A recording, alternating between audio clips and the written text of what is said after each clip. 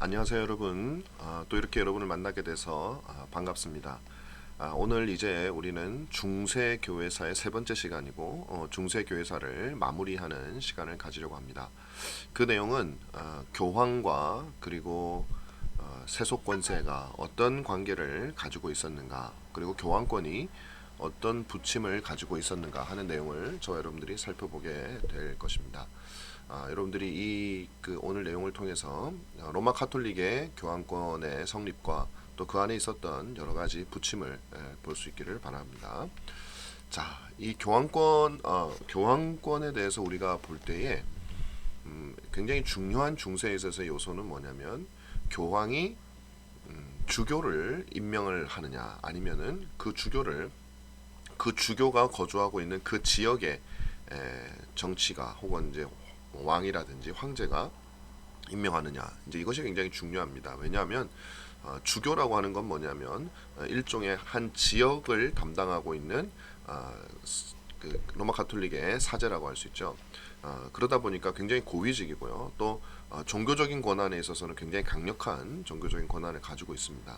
원래 이들은 로마 카톨릭 교회에 소속되어져 있는 것이기 때문에 정상적으로 하면은 어떻게 보면은 그 교황이 이제 임명하는 것이 맞죠. 근데 사실 이게 또 맞는 게 아닌 게, 원래 초대 교회에서의 전통에서는 그렇게 수직적인 구조로 되어 있지 않았기 때문에 그 지역의 담당 목사를 뽑는 개념이었어요. 그래서 초대교회에서는 그 지역의 교부를 뽑을 때 혹은 감독을 뽑을 때는 그 지역의 성도들이 투표를 해서 뽑는 것이 원래 교회의 전통입니다. 이제 그게 이제 로마 카톨릭 체제로 넘어가다 보니까 이제 교황을 정점으로 해서 모든 사제들이 교황 밑으로 가게 되는 시스템을 갖추게 되다 보니까, 이제 지금 우리가 생각할 때는 그 당연히 교황이 임명해야 되는 거 아닌가라고 생각을 할 수 있지만, 이 시기는 그런 내용들이 서로 이제 조정이 되던 시기였어요. 교황이 어느 순간 갑자기 모든 사람들에게 인정을 받는 교회의 최고 지휘자로 하루아침에 등장하게 된 것이 아니라, 교황도 여러 교구 중에 교구의 이제 감독이었고, 그 중에 물론 가장 큰 교구의 감독이긴 했지만 또 주요한 교구가 있긴 했지만, 기본적으로 지역의 사람들이 뽑는 것이 원래의 관습이었기 때문에 교황이 이제 로마 카톨릭 체제, 수직적인 체계를 세워 나가는 그 과정이 바로 황제와 주교 사이의 갈등과 황제와 교황 사이의 갈등과 누가 주교를 임명할 것인가, 이것은 굉장히 중요한 요소였다. 왜냐하면 주교는 그 한 지역의 영적인 부분을 담당하는 사람이었기 때문에 실질적으로 주민들 혹은 성도들과 맞닿아 있는 사람이죠. 그리고 교황은 이제 로마에 있지만 주교들은 각 뭐 프랑스면 프랑스, 뭐 영국이면 영국, 이렇게 각 지역에 있었기 때문에 주교의 서임권은 그 지역의 종교적 권한을 나타내는, 권세를 나타내는 굉장히 중요한 권한이었다는 거죠. 그리고 또 중요한 게, 로마 카톨릭 교회에서는 점점 가면 갈수록 주교의 필요성이 강력해지기 시작하죠. 왜냐하면 성사를 주재할 수 있는 것이 주교만이 감당할 수 있는 것이고, 그 성사는 단순히 하나의 기념적인 행사가 아니라 그 성사는 한 사람의 영혼의 구원과도 직접적으로 관계되는 부분이었기 때문에 주교의 역할은 성도들에게, 일반 시민들에게 말할 수 없이 중요했다. 그래서 그 주교를 누가 임명하느냐에 따라서, 만약에 왕이 임명하게 된다면 왕권과 그리고 정치적 권력과 종교적 권력을 다 가지게 되는 것이고, 그걸 만약에 교황이 주교를 임명하게 된다면 여전히 정치적인 권력은 왕이나 영주에게 있지만, 그러나 종교적인 권력은 로마에 있는 교황에게 있기 때문에 그 왕권이 상대적으로 약화될 수가 있는 거죠. 그래서 이 주교를 누가 임명하느냐 하는 것은 중세에 이제 중기로 접어들게 되면서 아주 중요한 이슈로, 그래서 왕과 교황이 서로 큰 갈등을 겪게 되는, 물론 이런 갈등 과정을 거쳐서 이제 이 로마 카톨릭이 여러 가지 어떤 체계가 성립되는 그런 것들을 우리가 알 수 있습니다. 자, 교황청이 이제 개혁이 되어져야 된다라는 그런 그 생각들이 많은 사람들의 생각 속에서 많이 일어났습니다. 그 이유가 뭐겠습니까? 교황청이 워낙 이제 부패하고 또 타락했기 때문에 그렇게 되는 것이죠. 자, 그래서 주후 11세기 전반에 교황청이 어떠냐 하는 것을 우리가 잠깐 보겠습니다. 10세기와 마찬가지로 11세기도 교황청의 역사에서는 매우 불행한 시기다, 이렇게 볼 수가 있습니다. 왜냐하면 그 신성 로마 제국 황제가 교황을 그냥 막 갈아치우던 그런 그게 바로 이제 신성 로마제 오토 1세부터 일어나는 현상들이잖아요. 그래서 오토 3세 사후에 로마 귀족 가문이 교황을 임명하죠. 왜 그러냐면 원래 교황이라고 하는 사람은 로마의 주교였기 때문에 전통적으로 이탈리아 그 로마 지역 이탈리아 사람들이 교황 지위를 이어갔었어요. 그 이유도 로마의 귀족 가문이 교황을 임명했기 때문이죠. 그래서 로마라고 하는 상징적인 도시가 굉장히 중요했었어요. 근데 이 귀족들이 하루아침에 그 권세를 놓고 싶어 하겠습니까? 물론 신성 로마 제국 황제와 같은 그런 왕들은 자기가 임명하고 싶어 하죠. 그러나 로마 제국의 귀족들은 또 반대하는, 그래서 왕이 임명한 교황과 또 이 귀족이 임명한 교황, 이 두 명의 교황이 세고 심지어 세 명까지도 생겨서 굉장히 정치적 갈등이 심각했었다라는 것을 우리가 알 수가 있습니다. 그리고 또 이제 교황청이 부패하기 시작했죠. 그래서 도색 정치라는 건 뭐냐면 교황이 사실은 천주교의 모든 사제는 어떤 결혼을 할 수 없는 그런 건데, 그러니까 성적인 순결을 지켜야 되는데 교황은 그리고 많은 사제는 이 당시만 해도 이미 그런 것들을 놓아버리고 세속의 권세에 취해 있었던, 그리고 교황이 되려고 하는 것도 이제 권세를 누릴 수 있기 때문에 되려고 하고, 또 성적으로도 굉장히 문란한 그런 상태로 접어들게 되죠. 그리고 말씀드린 대로 교황이 자꾸 교체가 됩니다. 그거는 이제 그 정치 권력과의 갈등 속에서 황제가 바꿔버리니까. 그리고 또 로마 귀족이 세우게 되면 그걸 또 황제가 다시 바꾸고, 그래서 교황이 계속 이제 갈등과 또 교체가 일어나게 되는 거죠. 그래서 11세기 전반에만 13명의 교황이 제위했었다라는 것이죠. 그러니까 이게 뭐 여기 보면 다마수스 2세는 23일, 그다음 베네딕트 9세는 교황권을 그레고리우스 6세에게 팔았다가 다시 그것을 뭐 자기가 교황 자리에 올라가고 엉망진창이 돼버리게 된 것이죠.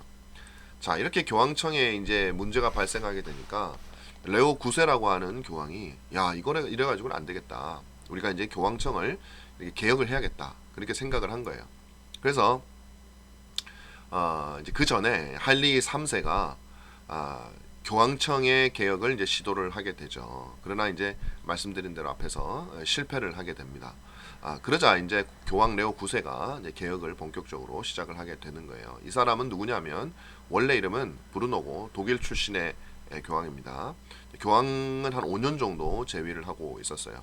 그래서 교황의 교회에 대한 군주적 지배권을 확립했다. 다시 말하면 이제 교황의 권세가 적어도 교회에 대해서는 내가 확실하게 꽉 잡고 있어야겠다, 이렇게 생각을 한 거죠. 그런데 이 사람의 특징은 뭐냐면은 신성 로마 제국의 황제와는 마찰을 원하지는 않았다. 왜냐하면 신성 로마 제국이 기본적으로 독일 그 황제잖아요.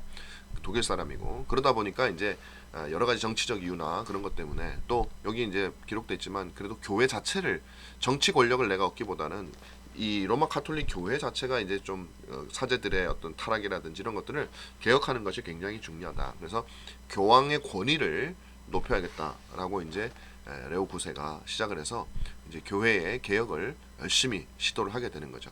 그래서 레오 9세가 교황이 개혁한 내용들을 우리가 한번 살펴보니까, 교회 안에, 로마 교회 안에 좀 개혁적인, 좀 뭔가 좀 이 부패하고 권력에 찌들고 그런 뭐 어떤 세상에 타락된 그런 사람들에게 불만을 느끼고 개혁을 해야겠다라고 생각하는 사람들을 자신의 어떤 그 조수나 여러 가지 도움을 요청하게 되죠. 그래서 그 중에 한 사람이 힐데브란트라는 사람인데, 이 사람이 나중에 이제 교황이 됩니다. 교황이 돼가지고 또 그 일을 해 나가는데, 어쨌든 이 힐데브란트 같은 사람들을 데려다 놓는 거예요. 그래서 이런 사람들을 중심으로 한 이 추기 경단을 구성을 하죠, 레오 9세가. 그래서 추기 경단이라는 거는 교황청 최고의 의결 기구고, 이태리 사람들뿐만 아니라 다른 지역에서도 추기경을 뽑아서 보편성을 떤 어떤 교회의 의결 기구로 이렇게 확대해서 만드는 것이 레오 9세였다. 그래서 이태리, 프랑스, 독일 이런 각 지방을 막 여행을 하면서 그 교황이 가는 곳마다 이제 어떤 개혁의 어떤 바람을 불러일으키려고 했던 그런 일들이 있었죠. 그래서 부활절 연례 회의를 로마에서 개최하기도 했고, 그 다음에 성직 매매와 니골라주의는 교권주의라 그랬죠. 이것들을 척결하기 위한 그런 운동을 추진하기도 했고, 그래서 레오 9세가 교회 개혁을 위해서 나름대로 상당히 많은 공헌을 들여서 노력을 하는 것을 우리가 알 수가 있습니다.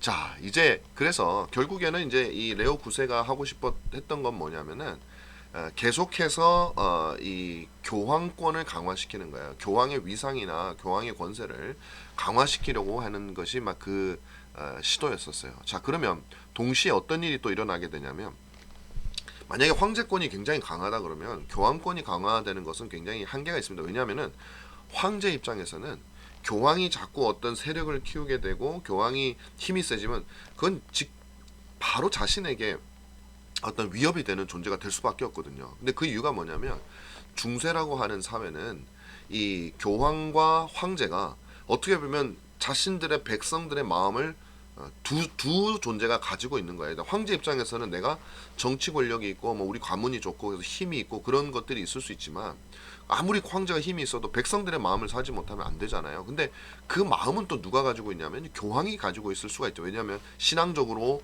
어떤 죽음에 대한 두려움, 그다음에 죽음 이후에 천국에 내가 갈 수 있느냐, 천국에 갈 수 없느냐, 뭐 이런 거에 대한 두려움이 장악을 하고 있던 그런 시대가 바로 중세 시대였기 때문에 구원의 문제는 너무나 중요했어요. 그래서 그 사제, 그리고 그 사제의 최고 자리에 있는 이 교황과 척을 질 수가 없는 거죠, 백성들이. 그래서 교황의 힘이 세진, 그러니까 누구의 마음을 서로, 결국엔 제로섬 게임이에요. 황제가 잡느냐 교황이 잡느냐, 그렇게 될 수밖에 없었던 거죠.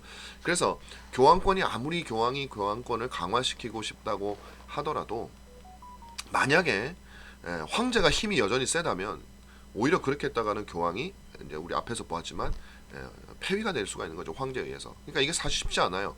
근데 이 레오 9세가 그것들을 강화시키는 동시에 이제 하일리 3세라고 하는 그 신성 로마 제국의 황제는 이 점점 이제 약화되는 일들이 같이 일어나게 돼야만 이것이 되는 거죠. 그래서 여기 보면 하일리 3세 자체는 강력한 군주였는데 그 이후에 이제 점점 약화되어지는 일들이 일어나게 된다. 그래서 하일리 3세 이후에 황제권이 점점 약하게 되고, 그 다음에 아들인 하일리 4세와 그리고 그 어머니가 이제 너무 어린 나이에 하일리 4세가 어르다 보니까 섭정을 하게 되고, 아그네스가 섭정을 하게 되고, 그러다 보면 이제 아무래도 황제권이 약화가 되죠. 왜냐하면 어머니가 아무리 하지만 그 어떤 여성 자체는 황제는 아니니까. 그래서 균열이 생기게 되는 겁니다. 틈이 보이게 되는 것이었죠.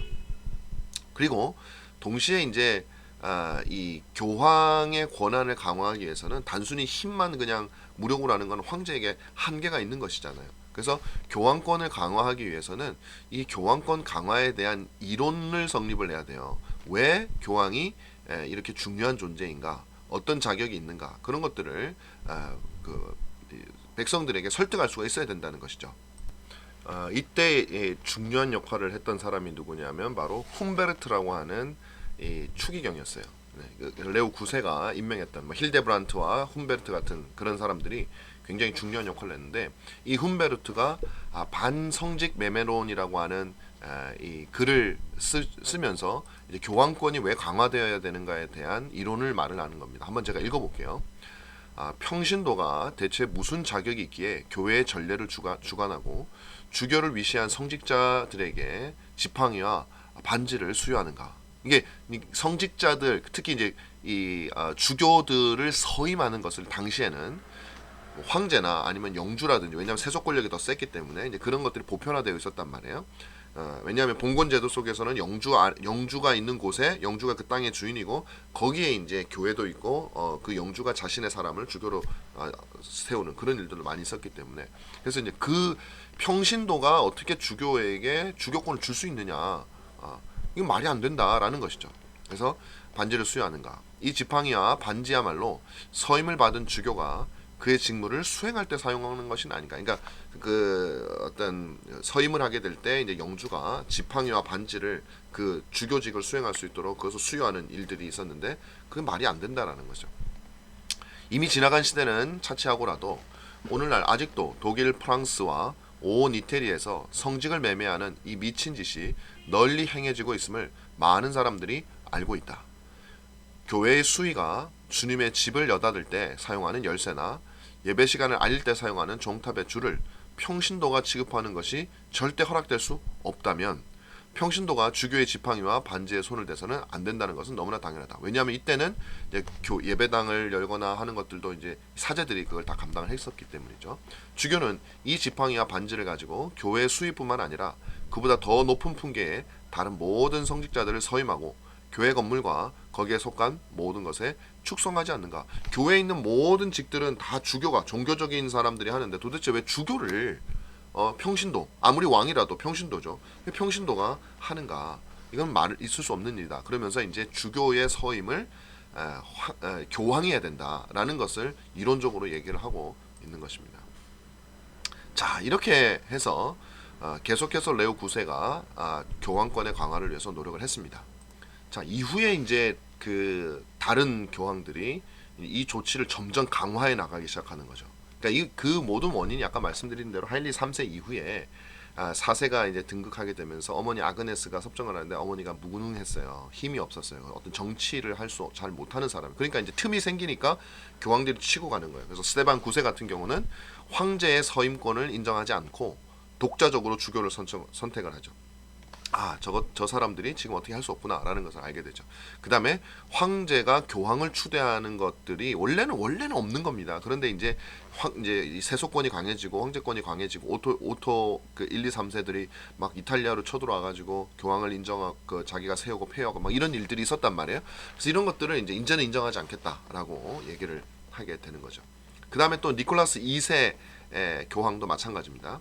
황제의 이제 교황 추대권 없이 인정하지 않았으니까 그 자리에 오르게 되고 교황 선출에 관한 뭐 교서를 반포해가지고 선출권은 오직 추기경단에만 있고 나머지는 그 이후에 추인하는 수만 있다. 그래서 추기경단이 교황을 뽑는 그런 일들이 지금은 이제 그렇게 이루어지고 있잖아요. 이제 그런 일들이 이 니콜라스 2세를 통해서 생겨나게 돼. 그 전에는 황제가 임명하기도 하고, 그 전에는 물론 로마에 있는 귀족들이 임명을 하는 일들을 했었죠. 그래서 여러분들이 항상 교황에 대해 생각을 할 때 교황도 로마의 주교였다라는 사실을 여러분들이 기억을 하셔야 그 지금 누리고 있는 교황권이 얼마나 잘못됐는가 하는 것을 우리가 알 수가 있는 것이죠.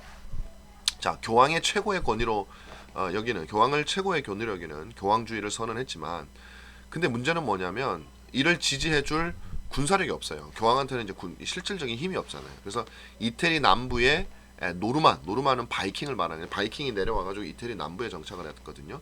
그들과 이제 힘을 합치는 거예요. 그리고 그 노르만족들, 바이킹족들을 이제 교황의 봉신으로, 교황을 섬기는 그 영주로 이렇게 교황이 인정을 하면서 그들의 힘을 가지고 어떻게 이제 신성 로마 제국, 독일이죠. 그들을 한번 대항을 해보려고 했던 일들이 있었습니다. 자, 이렇게 교황권이 이제 강화시켜 나가면서 황제권이 조금 약화되긴 했지만, 그렇다고 해서 황제권이 예전처럼 뭐 이렇게 교황권이 절대적으로 강하거나 황제권이 완전히 몰락하거나 그런 건 아니거든요. 여전히 황제권이 있으니까 이제 본격적으로 교황이 치고 올라오니까 황제와 교황이 서로 이제 갈등이 아주 극대화되는 일들이 나타나게 되는데, 그것이 바로 이제 우리가 보게 될 그레고리 7세라고 하는 교황이 로마 교회를 개혁하게 되는 그 내용입니다. 자, 그러면 여러분들이 보시면 서임권 투쟁의 핵심 내용이라고 해서 그레고리 7세와 하일리 4세가 나오잖아요. 그래서 여기서 그레고리 7세가 누구냐면 아까 이제 그 레오 9세가 자기의 추기경으로 임명했던 힐데브란트, 이 사람이 그레고리 7세예요. 하일리 4세는 아까 6살 때 황제가 돼서 이제 섭정을 하다가 이제 나이가 드니까 이제 황제가 됐죠. 자, 이 사람들이 이제 두 사람이 맞붙은 거예요. 맞붙은 거. 그래서 과연 이제 교황이 이길 것이냐 아니면은 황제가 이길 것이냐 하는 거죠. 자, 이 힐데브란트는 그 이태리 출신이지만 혈통 자체는 독일 사람입니다. 자, 교황청 개혁을 목적으로 베네딕트 9세에게 교황직을 샀던 그레고리 6세의 제자가 바로 이거 자기가 자기 스승이 또 자기가 다 본 거죠. 야, 이거 지금 교황이 정말 엉망진창이구나. 그래서 스승이 교황직에서 쫓겨나 독일로 귀양 갈 때 이제 함께 수행을 하게 되고, 이 뭐 서로 쫓겨나고 하던 그런 모든 과정 속에서 이제 그걸 보게 되죠. 그래서 스승의 죽음 이후에 힐데브란트가 클루니 수도원, 우리가 배웠죠. 그 수도원, 중세 수도원이 타락하게 되니까 이제 그 수도원을 개혁하기 위해서 일으켰던 클루니 수도원, 수도회에 소속된 수도사로 있었어요. 그래서 훗날 레오 9세가 교황이 되는데 그 브루노를 만나가지고 그 동역자가 된다. 그래서 아까 말했지만 브루노가 그 구세가 브루노죠. 그 사람이 이제 hildebrandt를 자기의 조수로 사용을 하게 됐다. 그래서 레오 9세의 부름으로 로마로 가서 교황청의 일을 이제 돌보기 시작하죠. 근데 이 사람이 아주 강단 있는 사람이고 아주 탁월한 사람이었었어요. 이후에 탁월한 정치적인 역량을 발휘하죠. 그래서 교황청의 일을 관여가 아니라 이제는 주관하는 굉장히 이제 파워 있는 자리에 올라가게 됐고, 결국에는 1073년에 교황 자리에 올라서 그레고리 7세라고 하는 이름을 가지고 이제 본격적으로 자기가 생각하는 교황권의 개혁, 다시 말하면 로마 카톨릭 교회의 어떤 개혁에 뛰어들게 되는 일들이 나타나게 되는 거죠. 자, 그러면 이 그레고리 7세가 말을 하는 그 교황권의 강화, 교황의 역할, 이건 도대체 어떤 것일까요? 교황주의의 바탕을 두고 교황의 지위를 황제의 지위보다 더 높이 두고 싶어 하는 것이 바로 그레고리 7세였어요. 그러니까 그전에는 아무래도 세속권세에 밀렸었어요, 교황이.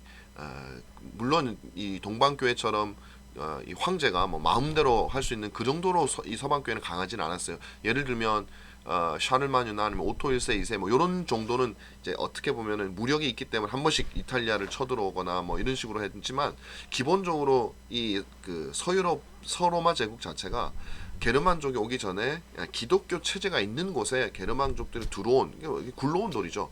그러다 보니까 원래 로마 교회에서 콘스탄티누스 황제 이후에 황제가 교회를 어떻게 보면 자기 밑에 놓고 있었던 그런 동로마 제국의 개념과는 조금 다른 개념이었다. 그래서 황제권이 뭐 그래도 강하지만 그래도 교황권이 어느 정도 있었는데, 이제는 교황이 황제권보다 더 높은 위치, 황제를 자기 밑에 이제 무릎을 꿇리고 싶은, 왜냐하면 앞에서 그런 일들이 어느 정도 진행이 되어져 왔기 때문에 앞에 교황들이 자기가 이제 쐐기를 받고 싶었던 거죠.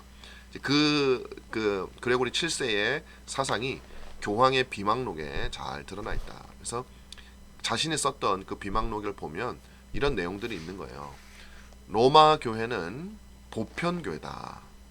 그리고 보편 교회의 중심이 바로 로마 교회다. 자, 그러므로 로마 교황이 세계 교회 및 기독교 문화권 전체의 수장이다.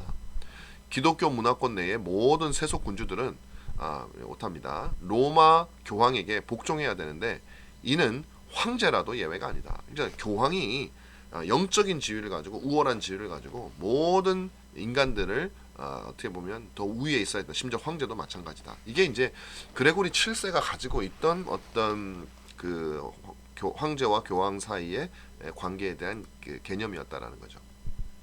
그래서 이제 그레고리 7세는 뭐 그렇다고 해서 내가 무슨 교황권을 강화해서 그냥 세상을 다스려 여기에만 관심을 가졌던 건 아니에요. 정치적인 사람이었지만 그럼에도 불구하고 이제 교회가 그만큼 중요하고 교회가 중심을 잡아야 된다라는 그런 생각을 가지고 있었던 것이고, 그러다 보니까 그레고리 7세도 교회 안에 잘못된 것들을 끊임없이 개혁하려고 하는 노력도 나름대로 했었습니다. 그래서 성직자들이 결혼하는 것을, 결혼해서 뭐 여자들을 두고 아이를 낳고 뭐 이런 것들을 다 금지하고, 그 다음에 돈으로 그 어떤 성직을 사는 것도 금지하고, 또 중요하게 여겼던 것이 이제 평신도가 어떻게 성직자를 서임하느냐. 사실 이거는 뭐 충분히 그렇게 생각을 할 수가 있죠. 왜냐하면 중세라는 사회가 속공과 그 어떤 뭐라 그럴까요? 이 교회라고 하는 곳이 가지고 있는 어떤 그 특수성과 어떤 그런 구별된 것들이 굉장히 강조되던 시기였기 때문에 사제의 지위가 우월하거든요. 기본적으로 평신도보다. 이제 그런데 황제라고 해서 영적으로 보면 하나의 평신도에 불과한데 어떻게 그 하나님과 자신을 연결해주는 그런 중간 존재인 사제를 자신이 임명할 수 있느냐? 그건 자기들이 가진 신학적 그 테두리 속에서는 이해가 안 되는 것이죠. 근데 이제 그걸 반대를 했던 겁니다. 자, 이제 본격적으로 제가 이제 말씀을 드리는 거예요. 할리 4세하고 그레고리 7세가 이제 붙습니다. 이제 두 사람이 어떻게 하면 이제 이 그 서로가 권력을 획득할 수 있을 것인가. 그래서 할리 4세를 보면 6세에 등극한 후에 15세가 돼서 9년 정도 엄마가 아그네스가 통치를 하다가 이제 자기가 친정을 하게 되죠. 친히 정치를 다스리게 됩니다. 자, 그레고리의 황제 서임 불가선언에도 불구하고 그러니까 이제 황제가 이 주교를 서임을 해서는 안 된다라고 그렇게 했음에도 불구하고 테달들을 밀라노에 대주, 그것도 밀라노잖아요. 밀라노는 어디입니까? 이태리 반도에 있고 이태리에서 가장 로마 다음으로 중요한 도시가 밀라노인데 그 밀라노의 대주교로 황제가 이제 임명을 한 거예요. 그러니까 이 하일리 4세도 이제 한번 붙겠다는 거죠. 이제 그레고리 7세, 난 이제 힘이 생겼으니까 내가 널 붙겠다.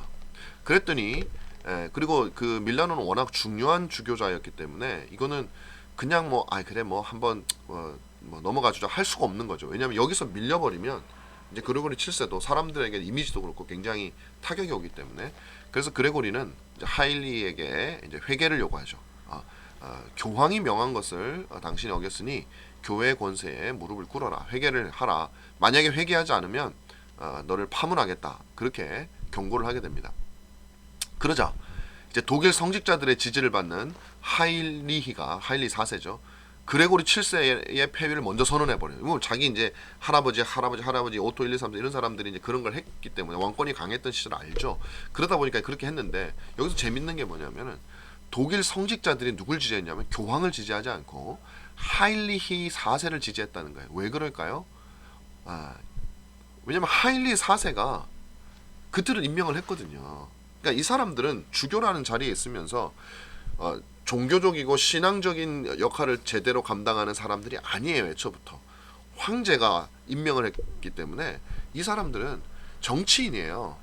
그 자리에 있으면서 자신의 어떤 정치적인 이익을 누리고 어떤 권세를 누리는 것이죠. 그리고 자신을 임명한 사람을 붙들어야지. 만약에 내가 교황 그레고리 7세를 지지하면 그레고리 7세 우리를 다 쳐버릴 텐데. 그러니까 독일 성직자들은 이 하일리 4세를 지지하게 되는 것이죠. 그러면서 그레고리 7세를 폐위하는 일들이 뭐 선언을 한 거지만 일들이 있게 됩니다.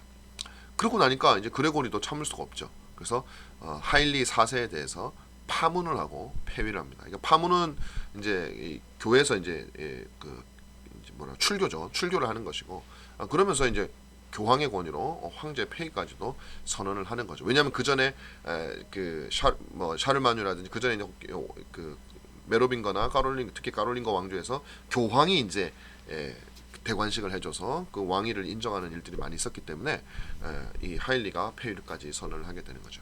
그래서 영주권 강화를 꿈꾸던 독일 영주들은 그러니까 자기가 이제 자기 땅에서 힘을 써야 되는데 신성 로마 제국 황제라고 하는 이 권세가 때문에 자기 땅에서도 왠지 이제 그 황제의 눈치를 봐야 되는 일이 있었던 영주들, 그러니까 세속 권세죠 사실 이 사람들도. 근데 이 사람들은 누구 편을 서냐면 교황의 편에 서게 되는 거예요. 그래서 하일리에게 교황의 용서를 받아라. 그래서 아니 지금 잘못하고 계십니다 황제님. 지금 교황한테 빌어야죠. 이게 되게 재밌게 된 거예요. 독일에 있던 교회에 소속이 돼야 될 주교들은 황제 편을 들고 그 다음에 어떻게 보면 같은 세속 권세 속에 있어야 됐던 제후들, 영주들은 오히려 교황 편을 들게 되는 거죠. 그게 왜 그러냐? 다 똑같아요. 나의 이권과 관련이 되는 거예요. 내가 성직자니까 성직자 편은 그게 아니라 내가 누구 편을 들어야 내가 지금 누릴 수 있는 권세를 누릴 것인가. 그래서 성직자라는 사람들은 황제 편을 들고 영주들은 오히려 황제가 자신의 권한을 침해하니까 교황 편을 들어서 오히려 자신이 황제의 권한이 약화되면 영주의 권한이 강해지니까 그렇게 했던 거죠. 그래서 독일 안에서도 이렇게 나눠지게 됩니다. 자, 이제 우리가 이제 아주 유명한 사건인데 이 카노사의 굴욕이라고 하는 사건을 보게 될 거예요. 이거 왜 그러냐면 이 카노사는 이태리 토스카나 지방에 있는 그 도시예요. 자, 근데 이때 지금 교황과 이 황제가 서로 파문을 하고 이렇게 했었잖아요. 그때 이제 말씀드린 대로 비록 주교들은 황제 편을 들었지만 많은 영주들이 교황 편을 들고 황제에게 이제 그렇게 얘기를 하기 때문에 황제가 느낀 거예요. 내가 지금 만약에 교황한테 대들었다가는 실질적인 힘을 가지고 있는 영주들의 이 사람들이 지금 마음이 나에게서 떠난 거를 알게 된 거죠. 그래서 자기가 교황한테 끝까지 대결을 했다가는 큰일 나겠다라는 생각이 들었죠. 그래서 이 교황이 요구하고 또 독일 영주들이 요구하는 것에 따라서 하일리 4세가 이제 교황한테 가는 거예요. 이제 용서를 구하러 가는 건데, 근데 거기가 교황이 이제 이 카노사에 와 있었거든요. 이 카노사라고 하는 것은 이 이탈리아 북부 지방이기 때문에 알프스 산맥에 있는 곳이에요. 그 가운데 있는 도시인데, 그러니까 얼마나 추워요.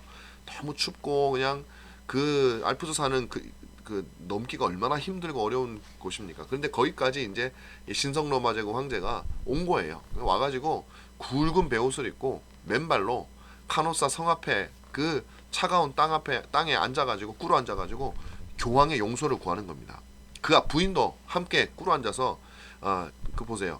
1077년 1월 25일에서 28일까지. 그러니까 얼마나 춥겠어요. 그러니까 3일 동안 그 앞에 무릎을 꿇고 이제 용서를 구하게 되죠. 그러니까 온갖 정말 치욕과 굴욕과 그걸 다 당한 거예요. 그래서 우리가 이것을 카노사의 굴욕이라 그럽니다. 이 그 그레고리 7세도 대단하죠. 참 그 3일 동안 어떻게 황제를 그냥 뭐 성문 밖에 그냥 무릎 꿇고 맨발로, 그건 뭐 보통 사람들이 아닌 거죠. 그래서 이제 그렇게 완전한 굴욕을 줘서 그 어떤 그렇게 자기의 승리를 굳히게 됩니다. 그 이후에 이제 그때 이제 교황이 용서를 해주죠. 3일 이후에. 그러면 돌아가라. 이제 파문을 철회하고 이제 용서를 해줍니다. 자, 이제 카노사의 굴욕을 당한 다음에 이제 이 하일리 4세는 자신의 집으로 돌아가를 가죠. 이제 분명히 이거는 하일리가 진 거예요. 겉으로 보기에는. 그러나 이제 나중에 이제 결론을 먼저 말씀드리면 실질적으로 나중에 하일리가 다시 승리를 하게 되는 이 2보 전진을 위한 1보 후퇴의 시간이 되었던 것을 우리가 볼 수 있어요. 다시 말하면 이제 백성들의 마음을 하일리가 얻게 된 거죠. 겸손한 마음. 오히려 교황은 힘은 냈을지 몰라도 백성들이 볼 때는 야, 무슨 교황이 뭐 사랑도 없고 저렇게 잔인하고 뭐 이렇게 될 수 있겠죠. 강자로 비춰지게 되는 거죠. 그래서 하일리는 돌아간 다음에 힘을 비축해 와신상담하는 거죠. 힘을 비축한 후에 이제 자기가 세운 클레멘스 3세를 교황으로 내세우고 힘으로 로마를 점령한 다음에 신성 로마 제국의 황제가 되고, 그러니까 다시 말하면 그레고리 7세가 힘으로 다시 공격을 당해가지고 패배하게 되는 것입니다. 그래서 자기 자신이 로마를 점령했으니까 이제 나는 다시 신성 로마 제국 황제가 된 거죠. 실질적으로. 그래서 이후 노르만족을 동원해가지고 그레고리 7세가 다시 그 로마를 탈환하려고 했지만 로마 시민들의 원성을 사게 되고, 노르만족이 힘이 안 되니까 자기들이 뭐 목숨을 걸고 지키겠어요. 이미 상태를 보니까 넘어갔는데 이길 수도 없는데, 그러니까 퇴각을 하게 되죠. 그때 이제 그레고리 7세도 퇴각을 하게 됩니다. 그래서 교권을 속권 위에 두려고 하던 그레고리 7세의 시도는 결국에는 실패로 돌아갑니다. 그래서 하일리 4세가 승리를 하게 되는 거죠.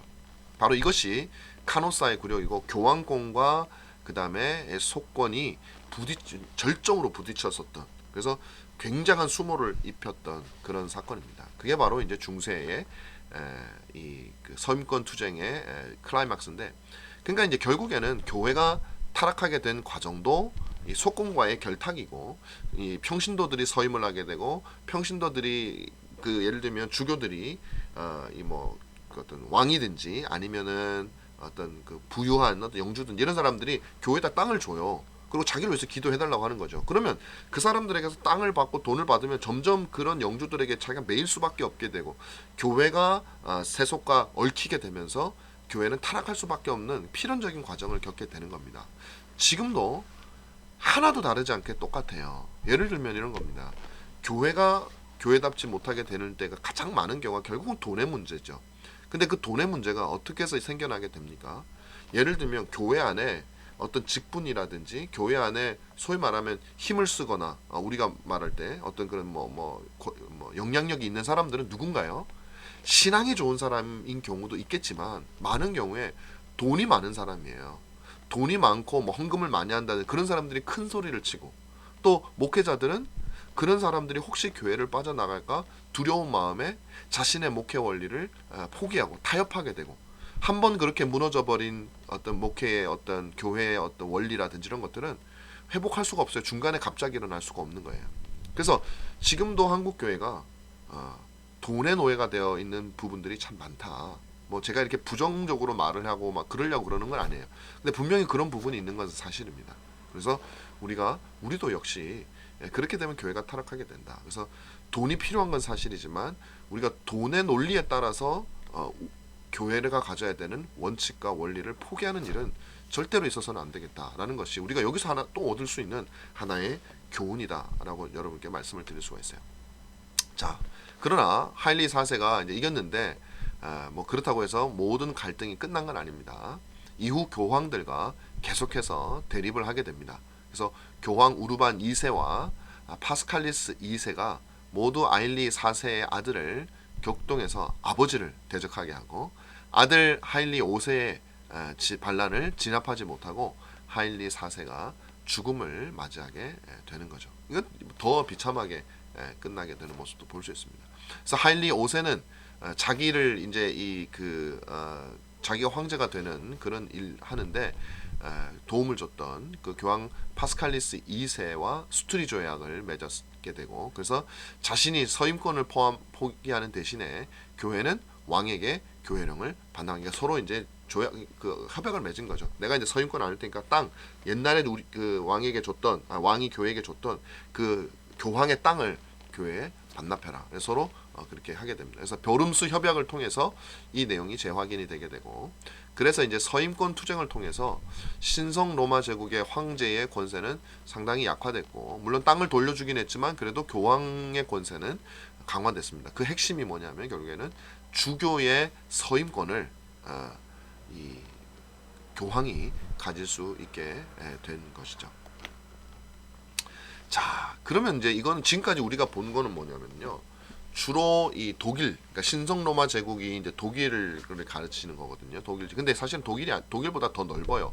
왜냐하면 이 서유럽에서 우리가 프랑크 왕국이 세 개로 나눠졌다가 그 중간에 있던 중프랑크가 이제 두 개로 흡수가 되면서 이제 동프랑크, 서프랑크로 이제 나눠지게 됐잖아요. 그리고 서프랑크는 프랑스가 되고 동프랑크는 주로 독일이 되는데 이 독일은 이제 기본적으로 국가이긴 하지만 또 그 뭐 오스트리아라든지 헝가리라든지 그 옆에 있는 모든 많은 나라들과 더불어서 이게 영주적인 그런 이렇게 지역으로 나눠져 있던 그런 게 굉장히 강했었어요. 프랑스는 프랑스 왕국은 어떤 중앙 집권적인 것 그때 좀 더 강했고 자 이렇게 나눠져 있을 당시에 신성 로마 제국 황제는 어떻게 보면 독일 전역과 이제 나중에는 스페인까지 해서 프랑스를 제외한 나머지 유럽 지역을 주로 이제 다스리는 그런 강력한 권세를 가지고 있었어요. 그리고 로마까지도 이제 실질적으로 점령을 했다기보다는 필요할 때마다 점령을 해서 로마의 주인이 나라는 것을 알려는 방식으로 해서 이제 황제 그 임명 대관식을 치르곤 했었는데 프랑스는 또 자기들끼리 또 그 어떤 일들을 꾸준히 이제 계속 지속적으로 했었단 말이죠. 존재를 했었어요. 이 신성 로마 제국에 들어가지 않고 자 그렇다면 프랑스에서의 서인권 투쟁은 어땠는가? 자 신성 로마 제국보다는 격렬하게 일어나지는 않았습니다. 뭐 신성 로마 제국은 그레고리 7세하고 하일리 4세가 그냥 완전히 그냥 부딪혀 버렸잖아요. 그런데 그래도 여전히 프랑스도 자기 국가에 대한 어떤 그 정체성이 굉장히 강했어요. 그래서 필립 1세라고 하는 그 프랑스의 왕과 그레고리 7세가 이제 굉장히 격렬하게 나름대로 붙었죠. 근데 왜냐하면 그레고리 7세 자체가 이미 교황권의 강화가 자신의 주 목적이었기 때문에 꼭 뭐 신성 로마 제국 황제만 문제가 되는 것이 아니라 프랑스도 마찬가지였죠. 그래서 이후에 그레고리 7세가 뭐 신성 로마 제국 때문에 쫓겨나잖아요. 그 다음에 이제 필립 1세가 그 다음으로 교황이 됐던 파스칼리스 2세 교황과 합의에 이르게 됩니다. 그래서 합의 내용이 뭐냐면 프랑스 왕은 똑같죠. 아까 우리가 여기서 봤던 수트리 조약하고 똑같습니다. 그래서 프랑스 왕은 이제부터 서임권을 포기하는 대신에 새로 선출된 성직자에게 교회령을 하사할 때 그 성직자로부터 충성 서약을 받게 된다. 이게 무슨 말이냐면 프랑스 왕이 이제는 주교를 임명하지는 않아요.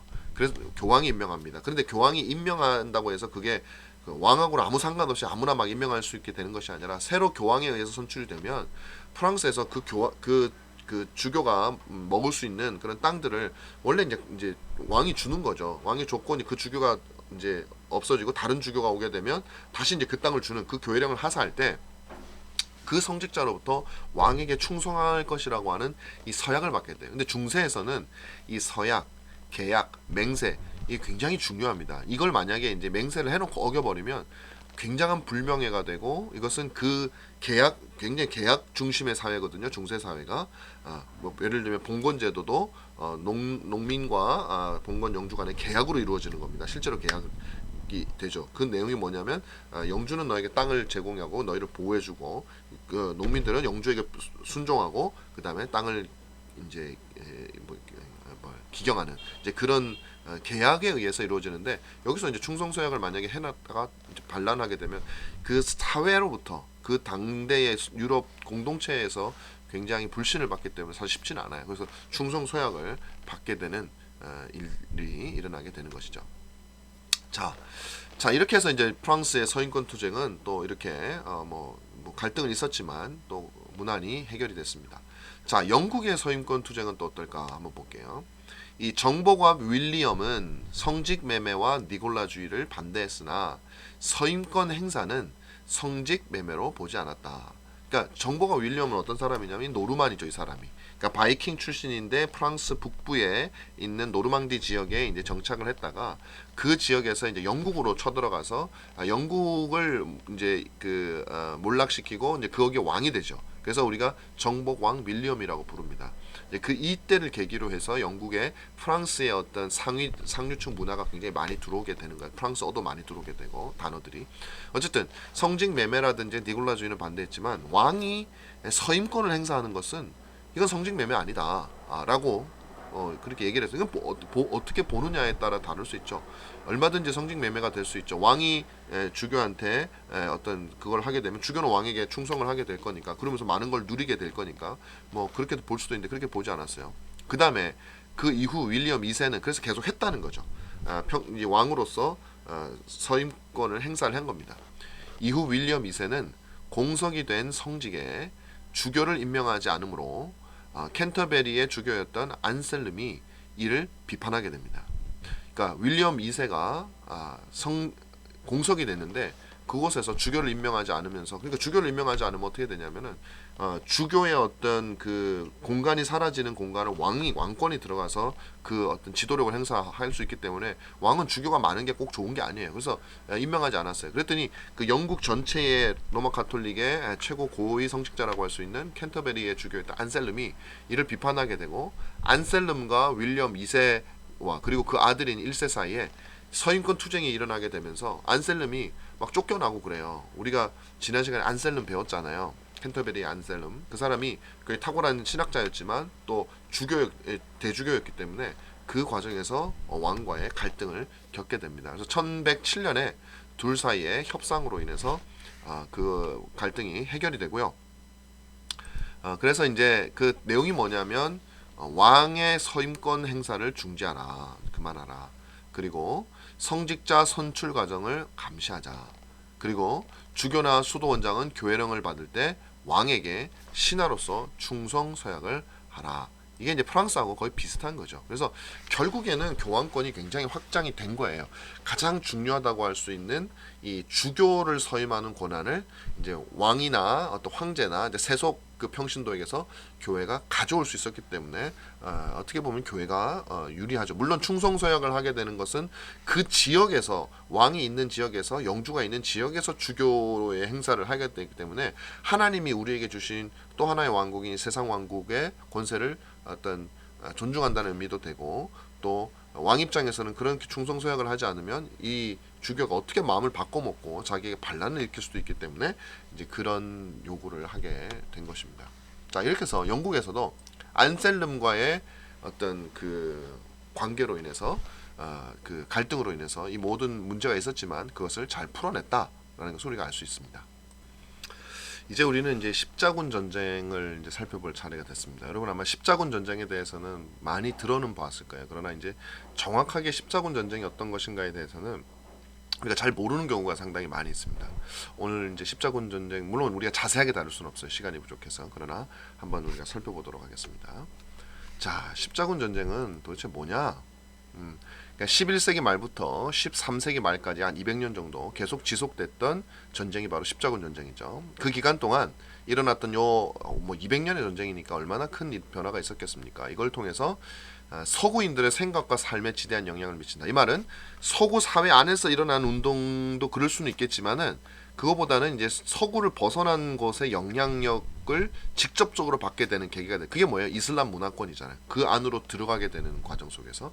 그리고 도시가 발달되죠. 계속해서 이제 십자군을 원정을 보내가다 그 중간 중간에 있는 도시들이 발달이 되고 또 상업이 발달되죠. 왜냐하면은 십자군 원정대를 대상으로 해서 뭐 팔과다 그러니까 전통적인 어떤 그런 어떤 경제보다는 새롭고 어떤 팔고 하는 그런 상업이 발달되고 그다음 배를 타고 또 원정로 가기도 했으니까 항해술도 발달되고 이런 여러 가지 어떤 발달과 변화가 있었다.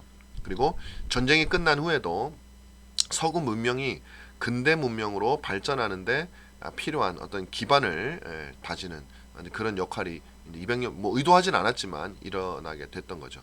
그리고 서구의 그 초기 자본주의 발달은 이미 이 십자군 전쟁 시대 준비 왜 그래요? 여기 상업이 발달되니까 상업의 발달을 통해서 이루어져. 그 전에는 뭐였을까요? 그 전에는 봉건주의죠. 그래서 어떤 물건을 만들어서 그것을 내다 팔아서 부를 축적하는 이런 개념이 많이 없었어요.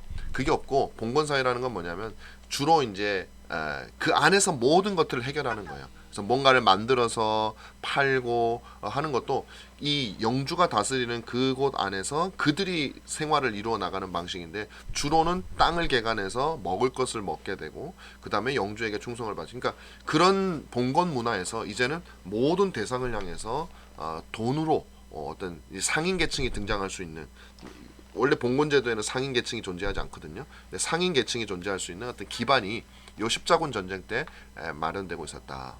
그리고 15세기에 지리상의 발견, 뭐 여러 그 아메리카 대륙이라든지 막 발견이 되잖아요. 그것이 바로 십자군 전쟁 이후에 이제 지중해에서 황해수를 계속적으로 발전시킬 수 있었기 때문이다. 조금 뭐 과장될 수는 있겠지만 그런 영향을 가져왔다라는 것은 많은 사람들이 인정을 하고 있습니다. 자, 그러면 이 십자군 전쟁이라는 전쟁의 원인이 뭐냐는 거죠. 뭐 첫 번째는 당연히 십자군 전쟁의 원래 목적인 예루살렘이 이 이슬람 사라센 제국에 의해서 이 점령을 당하게 되었기 때문에 이제 그것을 그 회복하기 위한 것이 주된 목적인데 그게 왜가 중요한 거예요. 왜 그러면 예루살렘이 그렇게 중요하냐? 그냥 예수님이 태어나셨기 때문에 상징적으로 그러냐? 아니 그렇지가 않아요. 왜 그러냐면 중세 시대에 있어서 성지순례라고 하는 것은 아주 중요했어요. 예를 들면 이런 겁니다. 여러분 우리가 고해성사를 하게 될 때 우리의 죄를 사함을 받을 때 보속이라고 하는 과정이 필요하죠. 보속이라는 것은 뭐 예를 들면 내가 도둑질을 했다거나 뭐 어떤 죄를 지어서 신부에게 그것을 고백하면 신부가 그냥 용서해 주는 것이 아니라 네가 이런 어떤 잘못에 대한 어떤 그 합당한 벌을 받아야 돼요. 근데 그런 것들 중에 그래봤자 이제 그런 것들은 죄의 용서가 그렇게 뭐 작은 죄에 대해서는 용서가 되지만 아주 큰 죄라든지 그런 경우에는 가장 좋은 어떤 그 방법이 뭐냐면 성지순례였었어요. 왜냐하면 먼 거리를 가야 되는 건 굉장히 고통스러운 일이죠. 그리고 그곳에 가면 그러니까 중세에는 또 어떤 문화가 있습니까? 어떤 성물이라는 개념이 있죠. 어떤 뭐 예수님이 입었던 옷이라든지 어떤 그런 성물은 특별한 어떤 효과가 있다라는 생각들이 있는데 예루살렘이야말로 예수님의 것으로 가득 차 있는 곳이잖아요. 그러니까 그 먼 곳을 방문하면 우리의 죄의 많은 부분을 보속할 수 있는 굉장히 중요한 수단이 뭐냐면은 이 성지순례였었어요. 그러니까 죄 용서를 받을 수 있는 아주 중요한 수단이었어요. 근데 이제 그 성지를 이슬람 교인들한테 정복당하고 나니까 못 가잖아요. 그러니까 이거는 단순히 그냥 내가 기분 나쁜 문제가 아니라 내가 죄를 용서받느냐 못 받느냐, 조금 세게 말하면 내가 천국 가느냐 못 가느냐의 문제까지 적용이 되는 거예요. 그래서 이 성지를 탈환하는 것은 굉장히 중요했다. 그러니까 사람들이 참여를 하게 되는 것이죠. 그래서 비잔틴 제국과 심지어 사라산 제국 때도 허용은 됐었어요. 그리고 이제 사실은 셀주크 터키 사람들이 유대를 다스릴 때 이제 그 이후에 사실은 이것도요 금지가 되기는 했지만은 초창기에만 금지가 됐고 나중에는 또 허용을 해요. 왜냐하면 돈이 되니까. 그래서 이거는 이제 처음에는 금지가 됐던 건 말이에요. 금지뿐만 아니라 이제 그곳에 있는 사람들을 크리스천들을 핍박하는 일도 있었어요. 그래서 이제 십자군이 이제 그곳에 가게 되는 거죠. 그래서 성전 거룩한 전쟁을 하고자 하는 의지가 이 서구 유럽 원래는 이게 어떻게 되냐면 동로마 제국의 땅이었어요 거기가. 근데 동로마 제국의 땅을 이제 터키가 이 이슬람이 빼앗고 그다음 동로마 제국의 수도인 콘스탄티노플까지 턱까지 올라오게 되니까 동로마 제국 황제가 서로마 제국에 있는 이 크리스찬들에게 도움을 요청을 하는 거예요. 이때만 해도 이 두 왕국이 완벽하게 분리가 되지는 않았었거든요. 그래서 도움을 물론 이제 1054년 이후긴 하지만 그러나 그래도 화해의 여지가 있었단 말이에요. 그래서 같은 크리스찬 국가니까 우리가 서로 뭐 파문하고 그랬지만 같은 크리스찬 국가니까 도움을 줘라. 그랬더니 이 로마 교황이든지 이 모든 사람들이 그것을 받아들였어요. 받아들였기 때문에 이제 그렇게 할 수 있는 것이죠. 자, 뭐 그렇게 해서 이제 십자군 전쟁이 이제 시작이 될 수밖에 없는 이제 그런 상황에 들어가게 됩니다. 그래서 이제 그 거룩한 전쟁, 하나님 나라를 이루기 위한 수단으로서 중세 중기 이후 사람들에게 용이 되기 시작을 하게 되는 것이죠. 그래서 서로마 지역에 있었던 사람들은 그 동로마 제국 황제의 부탁을 이제 물론 동로마 제국 황제가 부탁했기 때문에 자신들의 필요에 의해서 한 게 더 크죠. 그래서 또 만약에 또 이 동로마 제국이 무너지게 되면 바로 이제 이슬람하고 자기가 또 맞붙어야 되기 때문에 그래서 이 군사들을 모집을 할 수 있게 됩니다. 그래서 중세 전기에는 주로 예부 세력에 방어하는 입장이었지만 중시 이후에는 이제 공세로 좀 적극적으로 나서는 입장도 있었다. 특히 회교 국가에 대해서 공세적인 입장을 취하죠. 왜냐하면 위험하니까 이 사람들은 어떻게 우리를 언제든지 먹을 수 있으니까. 그래서 역대 교황들은요, 이 굉장히 거룩한 전쟁이라고 하는 그런 개념을 굉장히 강조를 했다. 그래서 사람들에게 전쟁을 할 수 있다. 그래서 나중에 우리가 지난 시간에 배웠지만 그게 가능한 거예요. 자, 이렇게 되니까 이제 그 서구인들을 중심으로 해가지고 서구인들이 교황을 중심으로 해서 이제 성전을 해야겠다라는 그런 의식이 많이 생기게 됐던 거죠. 그리고 이제 또 하나 우리가 여기서 굉장히 중요한 내용으로 볼 수 있는 게 이게 아니네.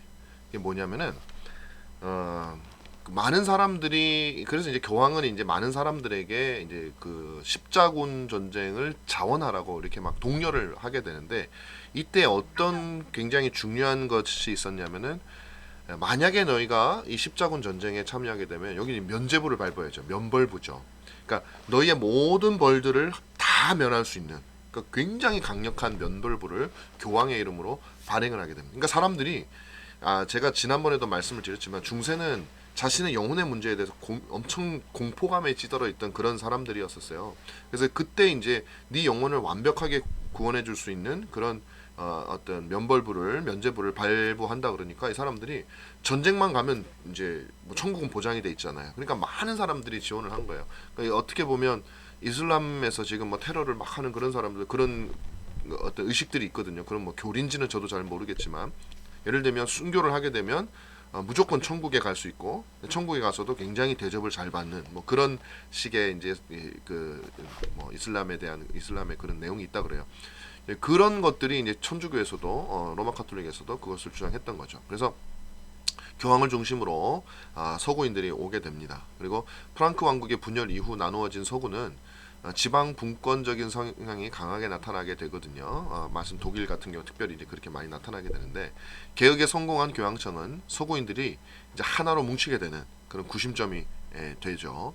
그 다음에 교황의 십자군 선포는 서임권 투쟁으로 인해서 대립적이던 교권과 왕권을 이제 교황편으로 쏠리게 되죠. 왜냐하면 교황에게 이 거룩한 영적인 전쟁이 되는 거잖아요. 어떤 세상적인 권세를 탐하는 전쟁이 아니라 그래서 교황이 굉장히 이 유럽 무대에서 모든 관심의 어떤 핵심으로 자리를 잡게 되는 거죠. 그 다음에 서임권 투쟁으로 말미암아 교황의 영향권을 이태리를 벗어난 유럽 전체로 다 확산을 하게 되죠. 왜냐하면 영국까지도 다 참석을 하게 되니까. 그렇게 해서 교황이 굉장히 어떤 교황한테는 뭐 이거는 뭐 손해 볼 게 없는 그런 장사다. 뭐 자기가 직접 가서 죽는 것도 아니고 하니까. 자 십자군 전쟁이 진행이 됩니다. 총 뭐 9차례, 9차, 8차 뭐 이렇게 얘기를 하는데 뭐 그건 어떻게 세느냐에 좀 다릅니다.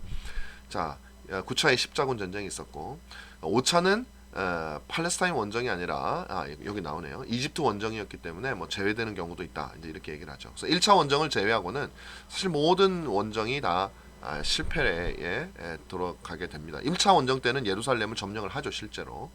자, 1291년에 이스라엘에 남아있던 마지막 보루 악고가 이슬람군에게 점령당하면서 9차에 걸친 십자군 원정이 종료가 된다.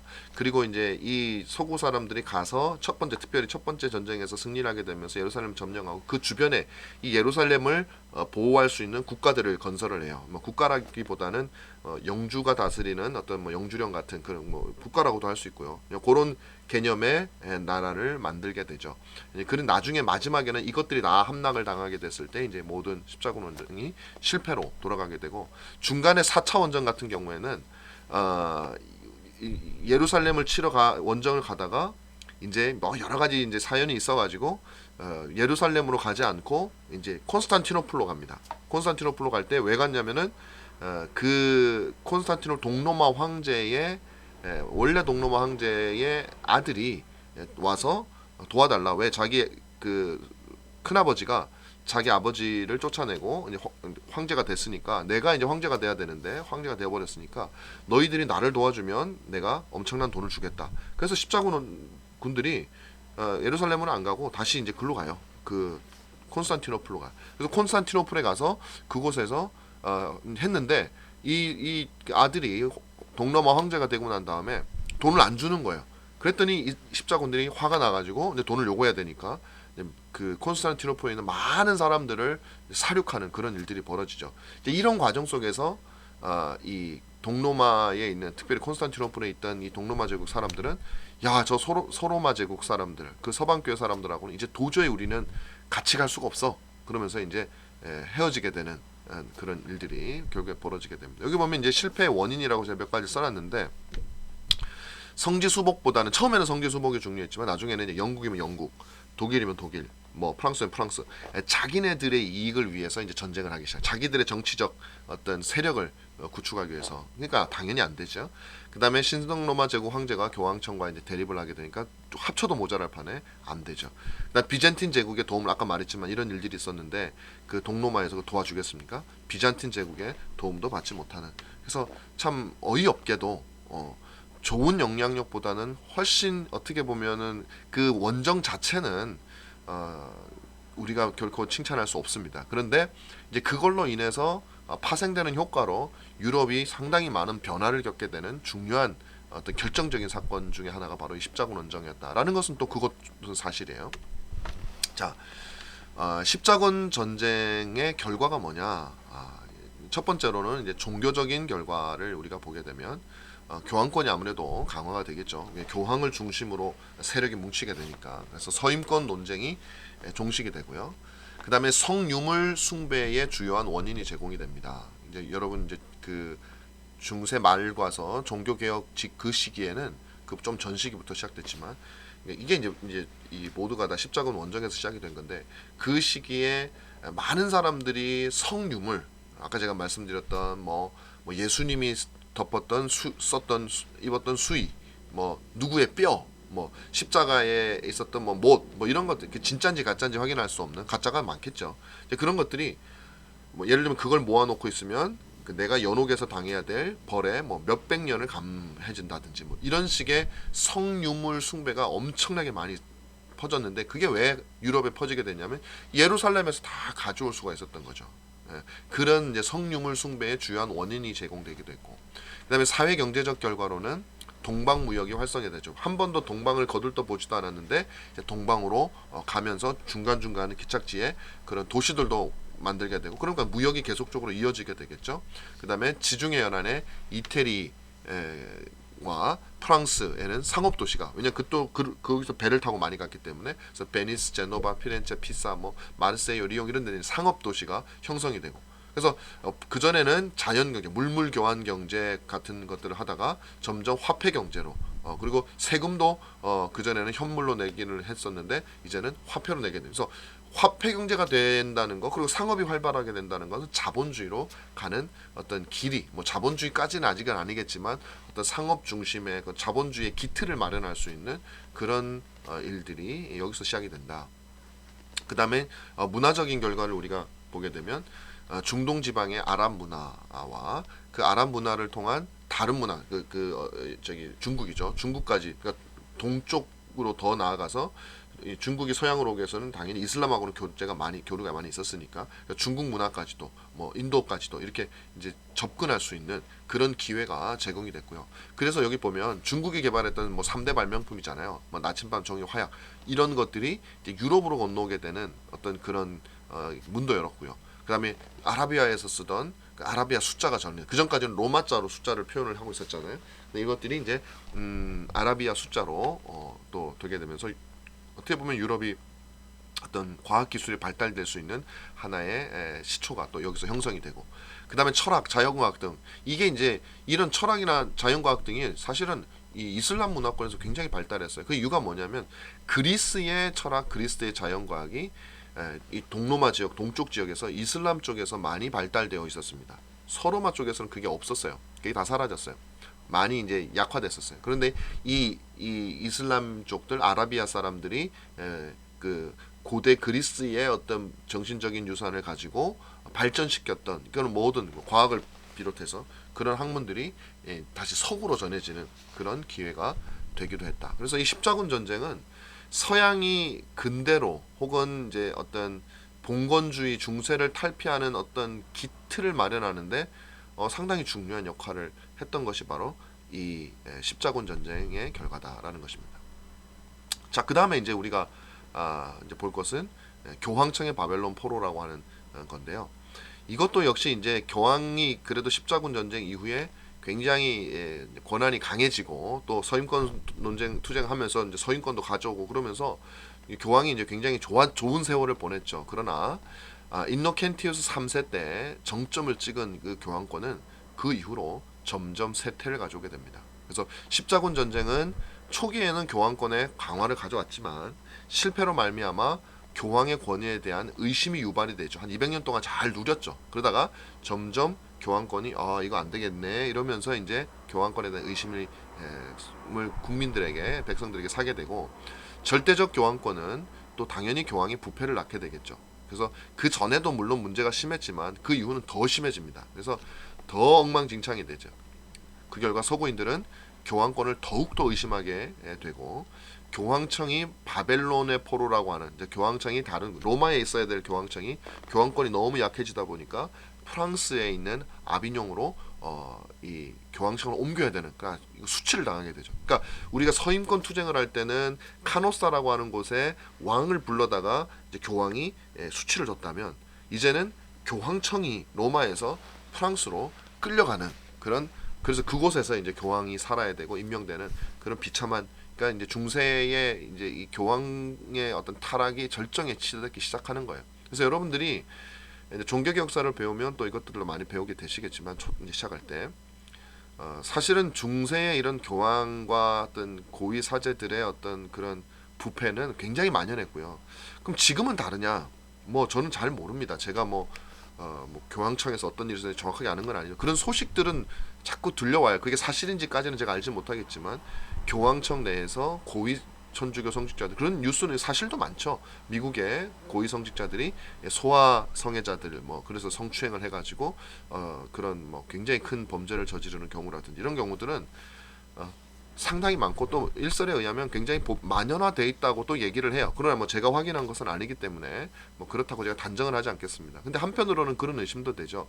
지금도 여전히 물론 이때보다는 덜하지만 교황이라고 하는 권세는 굉장히 강력하고, 또 천주교는 여전히 수직적인 체계를 가지고 있는 그런 상황 속에서 고위 성직자가 타락할 가능성은 여전히 많이 있다. 물론 우리 개신교는 또 마찬가지고 그런 것들도 우리가 한번 생각해. 그때 타락했었던 사람들이 지금이라고 타락하지 않을까라는 것은 우리가 충분히 예측해 볼 수 있는 것이죠. 자, 이제 교황권이 이제 어떻게 이제 약해지는가를 우리 잠깐 보고 오늘 이제 수업을 마치려고 하는데요. 교황 보니파키우스 8세가를 중심으로 보겠습니다. 잠깐 주 13세기 후반의 교황청 상황을 보면 교황청은 힘을 잃고 프랑스 왕의 힘 안에 종속이 되게 됩니다. 왜냐하면은 신성 로마 제국은 이미 교황과의 관계 속에서 이제 약해졌고, 이때는 또 프랑스가 굉장히 강한 국가로 등장을 하거든요. 그래서 당시 프랑스가 유럽 최강의 국가로 등장을 하고, 또 프랑스가 시칠리 섬을 비롯해서 이탈리아 남부 지역을 프랑스 소유로 가지고 있었단 말이에요. 그래서 교황과 이제 필립 4세가 이제 이 갈등을 겪게 되는 거예요. 그래서 보니파키우스 8세의 유일성권 교서를 발표, 그러니까 교황의 어떤 권세가 그러니까 최고의 권세를 가지고 있다라는 거죠. 그래서 교황이 지상에서 교권과 속권을 모두 가지고 있는 절대 권위자라는 것을 보니파키우스가 선포를 하는데 이게 이제 자기 주제를 모르고 한 거예요 사실은. 그래서 보니파키우스 8세는 프랑스 왕 필립 4세를 파문을 하게 됩니다. 그랬더니 필립은 야 이게 교황이 지금 뭐 자기네 옛날 우리 그 옛날 좋은 세월의 교황인 줄 아나 보지 그러면서 이제 군사를 보내서 교황을 체포를 해버리죠. 그래서 압송하려고 했지만 이제 주민들이 야 거기까지는 안 된다. 그래 아무리 그래도 그렇지. 그래서 반발을 해서 석방을 하게 됩니다. 그러나 교황은 이제 로마로 돌아가게 되고 석방이 돼서 금방 죽게 되죠. 그게 이제 교황 보니파키우스 8세의 이야기죠. 자, 그 다음에 이제 우리가 보게 될 것은 이제 보니파키우스 8세 이후에 베네딕트 11세가 교황이 되었어요. 근데 1년 만에 죽게 됩니다. 그러니까 이렇게 교황권이 이렇게 빨리빨리 바뀌게 되면 이제 이게 힘이 약해질 수밖에 없는 거야. 딱 체계적으로 오랜 시간을 세워줘야 되는데 이후 프랑스의 우호적인 추경이 많았던 그 추경 중에 프랑스의 우호적이었던 사람들이 많았기 때문에 프랑스 출신의 클레멘스 5세가 교황에 선출됩니다. 그 전까지 프랑스 출신들은 교황에 선출되지 않고 뭐 대다수가 이탈리아였고 그 다음에 소수의 독일 이제 또 신성 로마 제국 황제권이 강할 때 있었지만 이제 프랑스가 힘이 세지니까 프랑스 출신의 클레멘스 5세가 교황에 선출이 되죠. 그래서 클레멘스는 프랑스 왕 필립 4세한테 당연히 우호적일 수밖에 없고 자기 나라니까 필립 4세의 압박으로 교황청을 아비뇽으로 이전을 하게 됩니다. 그리고 이후 6명의 교황이 연속으로 아비뇽에 거주하게 되고 그 6명은 모두 다 프랑스 출신이에요. 그러니까 대부분의 추기경도 프랑스니까 프랑스가 가장 강력한 유럽의 국가가 되면서 교황청 전체를 거의 장악을 해버렸다고 보면 되죠. 교황까지도 자기 나라 사람이니까 아무래도 프랑스에 우호적일 수밖에 없는 그런 상태가 되는 것이고 그렇게 해서 이제 교황청이 로마에 있지 못하고 프랑스 아비뇽으로 끌려가게 되는 굉장히 어떻게 보면 세속 권세에 완전히 굴복당한 그러니까 격세지감이잖아요. 힐데브란트 그레고리 7세가 그렇게 이제 물론 뭐 자기도 패배를 하긴 했지만 그 이후에 계속 교황권이 강해졌었는데 이제는 교황청 자체를 프랑스로 옮겨가서 그 모든 교황들을 프랑스인으로 임명해야 되는 그런 비참한 지경에 처해져 있었습니다. 그래서 족벌주의가 성행을 했고요. 뭐 자기 식구들을 막 교황을 세우는 거죠. 교황을 세우고 주교를 세우고 막 그러는 거죠. 재정도 방만하게 집행이 되고 이제 뭐 어차피 영적인 것들은 없어지고 정치적인 세력이 되어버렸기 때문에 호화스러운 생활을 하게 되고 증가된 예산의 수요를 맞추기 위해서 초년도 헌납금 징수와 면제부 판매 활성화를 해가지고 100년마다 발행하던 희년 면제부를 50년으로 축소를 하고 그러니까 막 이제 뭐 돈을 얻기 위한 모든 이제 이 그 정책으로 바뀌는 거예요. 그래서 로마의 상황은 이제 로마에 교황이 없으니까 로마 교회는 황폐화됐죠. 교황령 원래 로마 교황이 가지고 있던 그 땅들은 교황이 딴 데가 있으니까 로마 귀족들의 손에 당연히 다 들어가게 되겠죠. 그러면서 시내는 어떻게 보면 교황을 통해서 질서가 유지되고 있었는데 폭력과 약탈이 성행하게 되고 심지어는 성직자들도 가담해가지고 그런 짓을 하게 되고 완전히 그냥 로마는 엉망진창이 돼버리게 된 것입니다. 그러니까 로마 가톨릭 교회가 비참하게 된 거예요. 자, 서인권 투쟁에서의 패배 이후에 독일 왕의 세력, 그러니까 신성 로마 제국은 약화가 된 거예요. 그리고 영주국의 난립이 일어나. 자, 이게 이제 종교개혁 직전까지 가게 되는 거예요.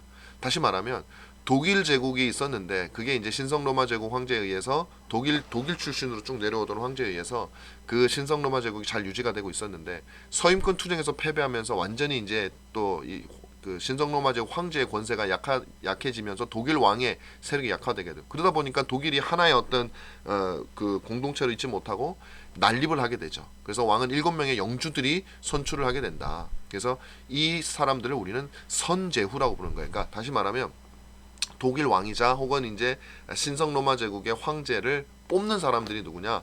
제후들이 뽑는 거예요. 그래서 투표를 해서 뽑는 거예요. 그래서 보헤미아의 왕, 팔제 백작, 작센의 공작, 브란덴부르크의 백작, 쾰른의 대주교, 트리어 대주교, 마인츠 제주교 이 사람들도 다 영주입니다. 땅을 가지고 있기 때문에 루터 시대에는 작센의 영주 여기 나오죠. 작센 여기 작센이 있죠. 작센의 영주가 누구냐면 프리드리 3세. 이 사람이 루터를 그렇게 보호해줬기 때문에 루터가 종교개혁을 할 수 있었어요. 근데 왜 이 사람이 그렇게 힘이 셌느냐면 이 선제후거든요. 그 황제를 뽑을 수 있는 그 권한을 가진 보통 영주가 아니라 굉장히 강력한 영주였다는 거죠. 그리고 하이델베르크 요리문답을 작성했던 사람이 팔츠 어디 갔죠? 팔츠의 백작 영주 프리드리히 3세. 요 둘 다 프리드리히 3세죠. 자, 독일 왕 루드비히 4세와 교황청이 대립을 하게 되기도 했다. 그래서 이렇게 이제 독일 지역도 이제 재편이 영주국 위주로 재편이 되게 되는 거죠. 자, 그러면서 이제 이 서방 교회에 또 대분열이 찾아오게 됩니다. 자, 이제 서방 교회, 다시 말하면 로마 교회가 이제 막 이 교황청이 아비뇽 유수로 가게 되면서 이제 지금은 괜찮은데 이게 이제 세월이 지나면 그걸 그대로 두고 볼 수가 없잖아요. 그러면서 이제 엉망진창이 되는 과정을 여러분들이 잠깐 보실 거예요. 사실 이 부분은 어떻게 보면 여러분들이 이후에 배우게 될 종교개혁사와도 겹칩니다. 왜냐하면 종교개혁의 배경을 설명하는 과정 속에서 이런 내용들이 다 나오게 돼요. 그래서 여러분 제가 이걸 좀 간단하게 설명을 하고 마치도록 하겠습니다. 물론 이제 우리가 이 신학 개론에서 우리가 다음 시간에도 이걸 다룰 수는 있겠지만 지금 이걸 다루고 종교개혁에 있어서는 이걸 좀 빼고 다루도록 하면 좋겠네요. 이제 한번 그렇게 해보죠. 자, 서방교회가 대분열이 시작이 됩니다. 교황청이 언제까지 아비뇽에 있을 수 없으니까 로마로 귀환을 하게 되죠. 이게 1377년 그레고리우스 11세입니다. 자, 우르반 6세가 교황 로마로 왔으니까 이태리 사람이 교황에 선출이 됩니다. 자, 11년 정도 있었죠. 자, 그랬더니 반립 교황을 세우게 됩니다. 왜냐하면 이미 교황의 힘은 사라져 버렸어요. 그래서 우르반 6세에 반발한 추기경들이 자기들이 그냥 교황을 세우게 돼. 그만큼 이제 교황의 자리가 허수아비 자리, 그러니까 하나님께서 베드로를 통해서 자기들이 주장하듯이 주어지는 그런 거룩한 자리가 아니라 이제 뭐 아무나 막 세울 수 있는 그런 자리가 되는 거죠. 그래서 우르반 6세를 몰아내기 위해서 아비뇽으로 가서 다시 교황청을 성립해요. 그러니까 왔다가 다시 가요. 그럼 교황청이 몇 개가 되죠? 교황청이 2개가 되는 거예요. 그래서 유럽 국가들은 둘 중에 한 교황청을 선택을 해야 되는 거예요. 어떤 게 진짜냐? 그러니까 이게 다들 어떤 정치적인 입장에 따라서 선택을 하게 되겠죠. 그리고 교황이 3명까지 됩니다. 1409년에 피사 회의를 열어가지고 이 2명의 교황이 이렇게 난립해 있는데 야 이거 해결해야 된다. 그렇게 했는데 그때 어떤 일이 벌어지게 되냐면 야 둘 다 폐위시키고 다른 사람을 세워 했더니 어떻게 3명이 되는 거예요. 2사람은 폐위가 시켰지만 그게 폐위가 되나요? 나는 계속 할 거야. 그러니까 자기가 교황이라고 생각하는 사람이 3명이 등장하게 된 겁니다. 이런 내용들이 이게 해서 3명이 되게 되는 거죠. 자, 이런 식으로 서방교회가 이제 엉망진창으로 흘러가요.